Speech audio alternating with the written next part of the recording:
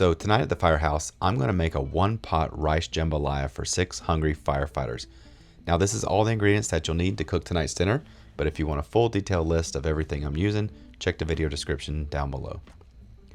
So let's start off with cooking the protein.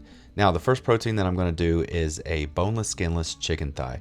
Now guys, I like to use these boneless, skinless thighs over regular white chicken breast because I think they just taste better.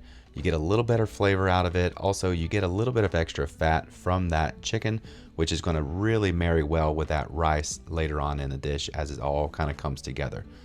So all I'm doing is I'm taking 6 chicken thighs, or the equivalent of 2 pounds, and I'm cutting them up into little bite-sized pieces about like that. Now, once everything's cut up, turn my attention over to my large pot over a medium-high heat, and I'll just pour in a little bit of bacon fat. Now that bacon fat or bacon grease, it's going to do 2 things. It's going to add a little bit of extra flavor to the dish, and it's going to help the chicken not stick to this 900-year-old pot.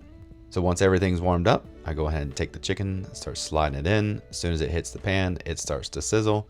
I grab my wooden spatula, make sure the chicken is laid out evenly on the bottom of the pan, and just allow that to start cooking.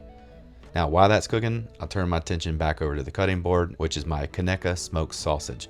Now, this is my favorite sausage to cook in just about every dish that requires sausage. I like the fact that it's got a really nice smoky flavor to it. I like that the casing is nice and tight, and when you take a bite, it gives that nice, good, high quality pop that a sausage should give you. And I like it as well because it's not overly salty. So just go ahead and cut it up into small fork-sized pieces about like that, and you'll be good to go. So now I'm heading back over to the stove. As you notice, I'm going back and forth as well. A little bit of this, a little bit of that, a little bit of this, a little bit of that. So once the chicken is brown, go ahead and pop it into a bowl, get it out of the way, and then I come right back in with my smoked sausage and dump it into the pot. Now with this sausage, it is uncooked, so you will have to cook it all the way through. So just kind of keep that in mind for your timing. So now I'm back over onto a clean cutting board, and I'm going to start cutting up my Holy Trinity.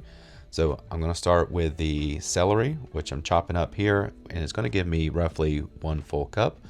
Then I turn my attention over to a sweet Vidalia onion. Just 1 onion will give you roughly 1 cup, and then 1 red bell pepper will do the same, 1 cup. So my attention goes back over to the stove. The sausage is nice and brown, so I go ahead and pull it off. Then in that same exact pot, I go right in with my Holy Trinity. Keep that heat on about a medium at this point. Shake everything around, and I'm going to let those vegetables start to cook. Now, as these vegetables cook down, they will deglaze that pan, so don't worry about trying to scrape anything off at this time or wash that pan. You want to keep everything there because it is going to add a little bit of extra flavor to that dish. So while that cooks down and my cutting board is clean, come over here and I'll just take some green onions, chop them into small little pieces about like this. And we're going to use this to garnish the dish at the very end, as well as just add 1 more layer of flavor. So once they're chopped up, just put them in a bowl and set these guys to the side. All right, so let's add a little more flavor to this dish. So next, we're going to go in with 2 teaspoons of Cajun seasoning. Now you can go as little or as much of this as you want. Really, it all depends on what the flavor profile you're wanting or how hot you want it to be.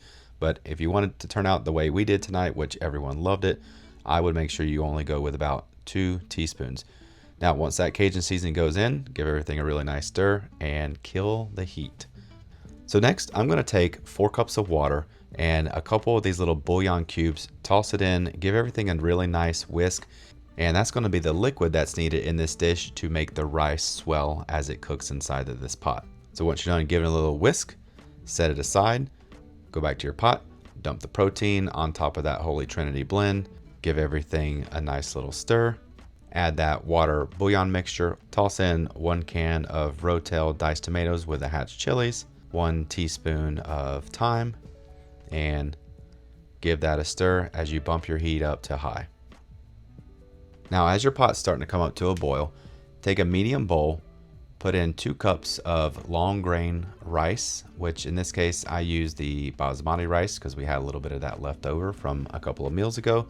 Put that bowl in the sink, turn the faucet on, and allow your rice to rinse for roughly 2 or 3 minutes. Now all you got to do is just let the water fill up the bowl. As it overflows, it will rinse the white off of that rice, and it'll just make for a lighter, fluffier rice instead of it being overly gummy. So now once your rice is clean, go ahead and take it over to that pot of boiling liquid that's got your vegetables and your protein in it. Give everything a nice little stir to incorporate it evenly. Put the lid on. Turn that heat all the way down to a really low simmer and just hang out for about 20 minutes. Now once I notice that there's no water bubbling around the edges, I know that we're starting to get close, so I'll remove the lid so it allows that moisture to evaporate out of this pot and that rice to start drying a little bit more. So once I notice that the rice is nice and fluffy, I'll take a big spoon, I'll gently fold everything together just to give it one last mix.